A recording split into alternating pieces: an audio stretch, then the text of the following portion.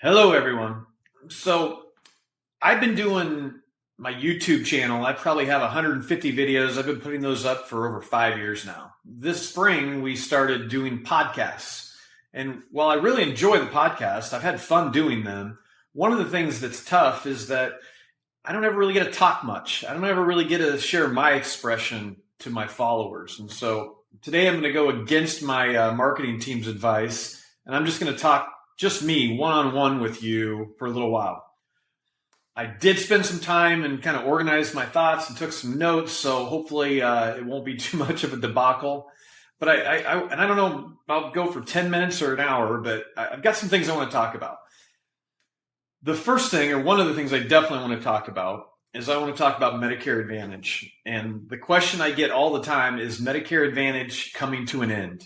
Is that whole industry going to implode? Well, my short answer on that is no. With that said, it definitely feels like the whole Medicare Advantage world is imploding and it's in a free fall. I mean, there's no way around that, really. It doesn't feel very secure. I don't think it's going away, but it's a scary time, especially if you make a lot or all of your income based on selling Medicare Advantage plans. I think, though, that a better question that we should be asking ourselves is what do we do with the current environment that we're in?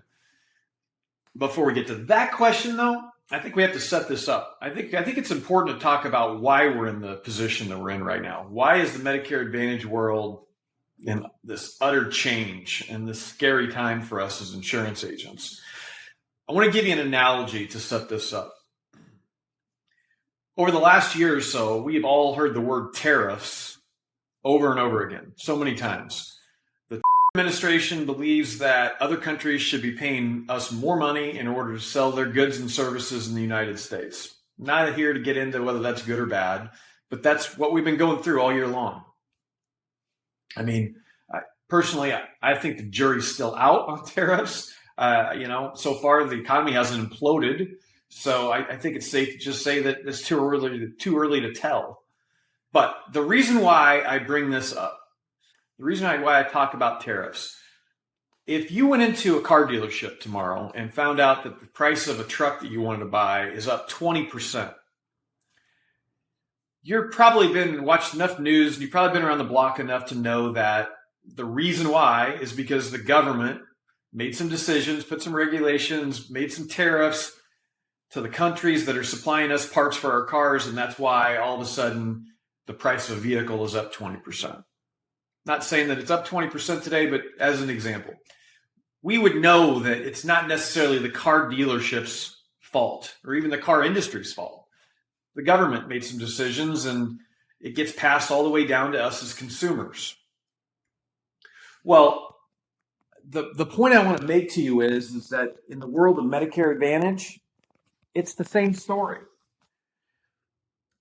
What happened was the government, in all of its wisdom, trying to look out for seniors, they said, hey, we're going to take the max out of pocket for drug costs down to $2,100. And as soon as they did that, insurance companies started going from mega profitable to losing money. When they did that, all of a sudden that gets passed on down. Now, to be clear, before I finish out this storyline, I am not trying to paint the picture that insurance companies are this cute little pink teddy bear that we should be feeling sorry for. Quite the contrary. I've been in the insurance business for 20 years. I think insurance companies have been taking advantage of consumers since the beginning of our society. But this Medicare Advantage avalanche that we've been having going on, it's not all their fault. A lot of it, the government is the one that really started this thing that we're in, this avalanche. The insurance companies they're just adapting to the regulations and the changes that the insurance companies or that the government has put onto them. The government changed that out-of-pocket cost for drugs. Insurance companies started losing money, wanted to adapt. So here's what they're doing in order to adapt. They're putting the squeeze on everyone. They're putting the squeeze on insurance agents. They're putting the squeeze on seniors. How are they doing that? Well, the biggest elephant in the room that insurance agents know is that almost on a daily basis right now, you're finding out that insurance companies are all of a sudden deciding they're not going to pay commissions to sell their products. Insurance companies' plans every day, a big carrier is all of a sudden saying, hey, we're going non-commissionable. And that has insurance agents freaked out. And I get it. Next step is they're freaked out because they know that for the next couple months, they're going to have nothing but a pile of pissed off customers coming into their office all through AAP, mad and upset because their coverage is about to lose some or all of its benefits, or their premiums are about ready to go up from 0 to something or from something to more. It's not good. It's not good for the agent. It's not good for the customer. I do want to take a little sidebar and mention something that I don't really have a chronological place where to stick this in, but I'm on social media. I've seen so many people asking all over different social media sites if IMOs are also taking a cut. Are they still getting paid for these plans that our customers are going to get put into that agents aren't getting paid for? The answer to that is absolutely not. They're not. So I don't have any place to really chronologically put that in, but I think that's important to get out there. The whole thing's a mess is the bottom line. I feel so sorry for insurance agents like my own mother that make their entire living based on selling Medicare Advantage plans. I don't think the industry is going away, but I think that it's in trouble. I think that adjustments are going to have to be made by those of you that make a living in that field. The crazy thing about this whole mess is that the government, the last couple of years, they really had one goal in mind, which was to protect seniors.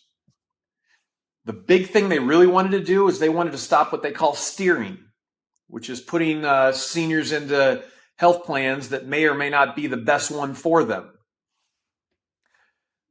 The funny thing is that through all of these regulations and changes that they've made, they've literally done the opposite, and they're creating steering.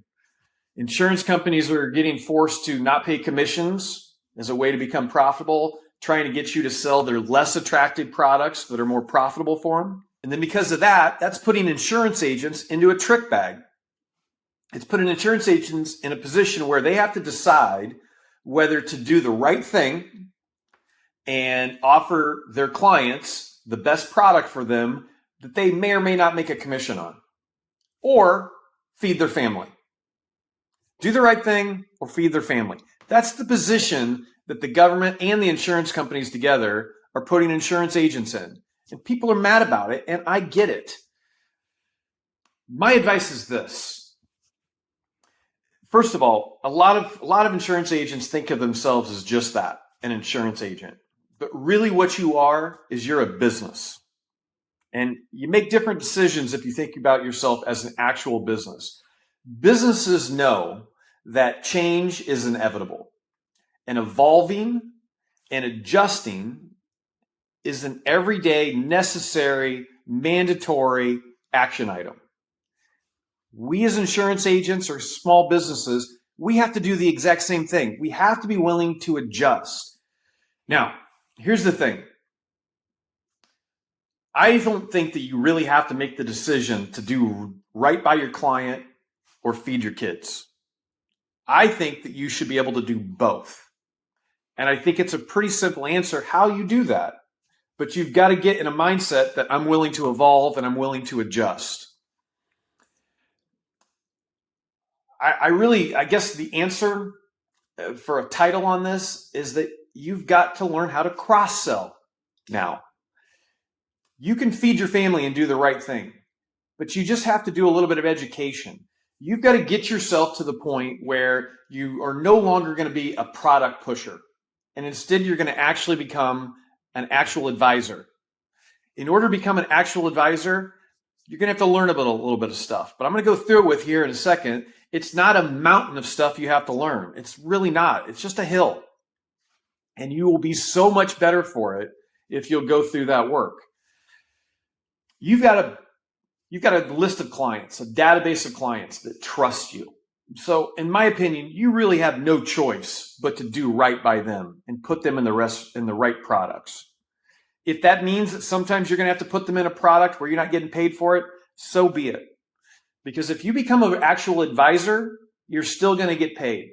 And if you do it right, you're going to get paid a lot more than what you would have got paid to sell them a Medicare Advantage plan. What I'm talking about again is cross-selling. I'm talking about taking the time to learn how to do an actual fact finder or needs analysis on your clients.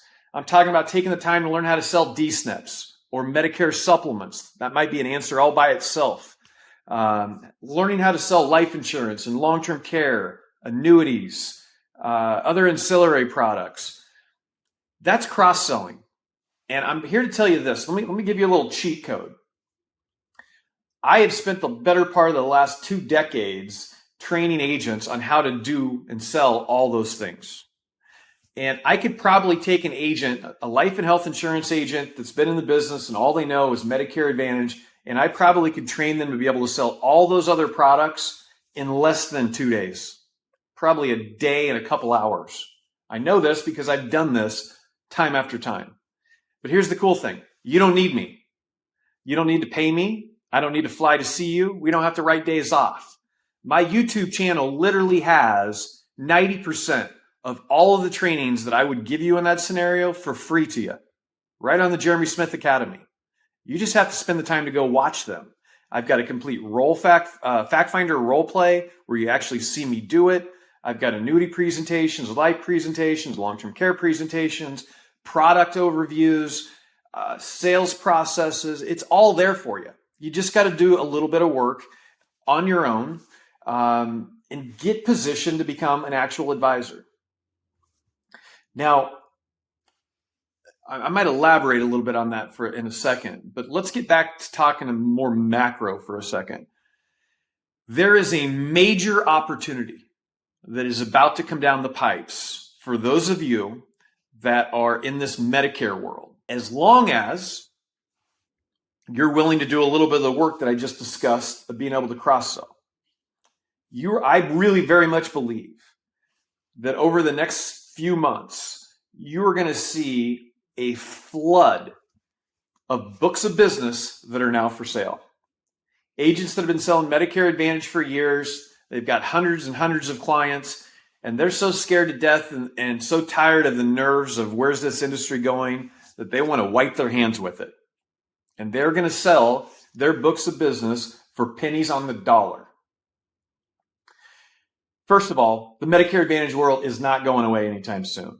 Second of all, even if you just expanded enough to sell Medicare supplements, that's going to be a big percentage of where you could cross those people over and sell Medicare supplements too. D-SNPs, same thing.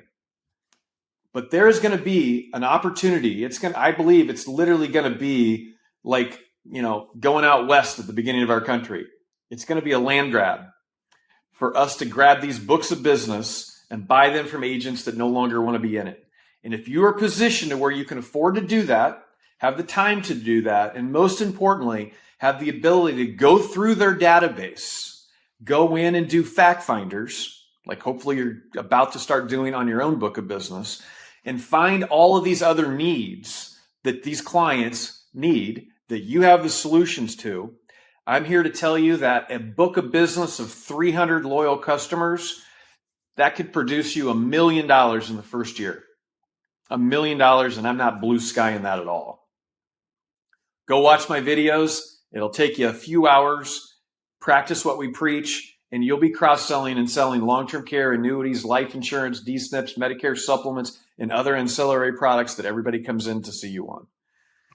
We all agree, and I'm sorry for my viewers that really follow me because I know you're probably sick of hearing this line, but it's so true. And I don't think you could find an insurance agent in the country that would disagree with the fact that the hardest thing we have to do as insurance agents is to get in front of qualified prospects on a consistent basis. Well, I could have 100 people come in and see me over the next 100 hours. And if I've got one product to sell them, then I'm going to sell X percent of those products to those people. But if I've got solutions to a whole bunch of different problems, and I just ask them to tell me about their world, their coverage, and their worries, and I've got answers to so many problems that are keeping them up at night. I don't need 100 people to make the same or much more money. I need a fraction of what the number of people that somebody that's a product pusher that's just selling a product out there. Heck, if you're not a Medicare Advantage person, you're a final expense agent, you got a book of people, or you're a life insurance agent, and that's all you, it doesn't matter. It all applies. Now, I do think there's going to be a lot of books of business for sale on the Medicare Advantage side coming up soon. But it doesn't matter what your book of business is. If you'll just adopt this attitude that I'm a business and I'm always evolving, specifically in Medicare Advantage, I have to be adjusting because of regulations and things that are out of my control. If you'll just adopt that, spend a little bit of time to get yourself able to do that, your world is going to open up. I'll put it to you this way. I'll even tell you probably the coolest thing I've ever created in my entire life that is the most Sherlock money-making marketing system I've ever seen. I know I'm biased on this, but I'll explain it. I've spent the last 10 years since I've been consulting agencies going to shops that have this book of business of all Medicare people. It's all they've sold. I normally would take a day or two and train them how to do fact finders, how to sell annuities, life, long-term care, all the other ancillary products. And then we go do thanks for being a client appreciation dinner seminar. Bring 25 people in, tell them about the other things other services we do at our agency that you may not know about. And if you'd like to, we'd sit down for a half hour and a cup of coffee over the next week and talk with you specifically about how an equity indexed annuity might be a real great option for you to protect your nest egg. Or that long-term care situation that you're so worried about, but you have no coverage for. Or that life insurance policy you bought 7 years ago that with a stroke of a pen, you might be able to double the death benefit just because of the new mortality table changes. We'll sit down with you for a half hour and see if we can help you. If not, no big deal. In a nutshell, that's what the client appreciation seminar does. And on average, I've done 111 of these over the last 10 years. On average, those produce over $1 million in production every week. Every week, on average. On average, you're talking north of $50,000 to $60,000 of commissions in a week. Now, maybe you don't have public speaking skills. Maybe that's not your thing, and that's okay. You could go through your book of business or somebody else's book of business and do it on a one-on-one basis. But it shows you that out of every 25 people that you go through, that's an extra $50,000 to really $100,000 worth of commissions that you could be earning by just cross-selling other products. $50,000 to $100,000. I'm not trying to be negative, but I know there are a lot of people out there that are selling Medicare only that you barely make $100,000 a year anyway, let alone all of a sudden being able to do that each month. You've got 300 clients. Well, guess what? 300 clients is the equivalent of what? $600,000 more money income to you? Not to mention the fact that when you start cross-selling other products to these people, you're going to find one thing. They don't leave you and your residual products like Medicare. You don't have to worry about them going out the door tomorrow to the next agent that walked into the door and sold them the exact same thing for $1 cheaper. I know a lot of you are going to say to that, I've got a tight relationship. I'm really good with customer service. My clients love me. They'd never do that. Okay. A percentage of you, a percentage of them, that's probably true. But there's a percentage of them that, guess what? Right time, right place. I could walk into their home and steal that business from you right away. So not only by cross-selling and becoming an advisor versus a product pusher, are you going to dramatically open up the doors for more income, but you're also going to completely explode the level of credibility and vision that your clients look at you as their actual advisor, and you will no longer have to worry about retention from those clients as far as all of your residual type products. I personally think that what I'm talking about here at the end of this, with this evolution of becoming a full service agent, I think that's what every person that got into this industry, you should be driving towards. Unfortunately, we all enter the business at different places, under different people, learn different philosophies. So many people enter the business working for a quasi-captive agency where the person they came to work for taught you how to buy leads and go sell final expense. Or they taught you how to buy leads and go sell Medicare Advantage or Medicare supplements. Go sell those things. And they taught you that because A, that's where they made their overrides at, and B, that's all they knew.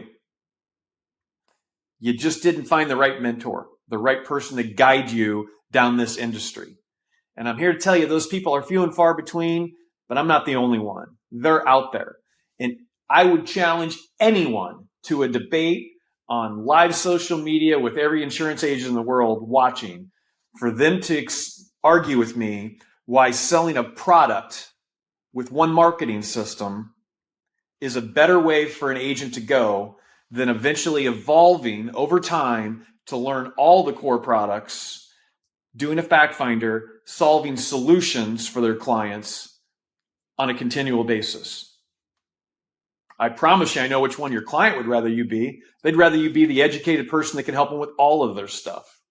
And I promise I know who your spouse and kids would rather you be, because you're going to add commas to what your annual income is by doing this. And most importantly, that really ties this whole conversation back to the chaos that's Medicare Advantage right now, is you are market proof. Our business is no different than every other business. Businesses know that markets are going to change. Right now, the Medicare Advantage market, it's an ever change right now with all these new guidelines and rules, with what the insurance companies are pushing down from lower benefits to non-commissionable products. It's scary. Market's changing.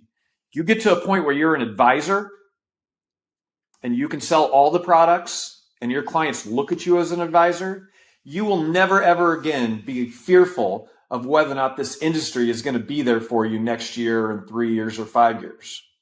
I don't even care about the whole AI thing.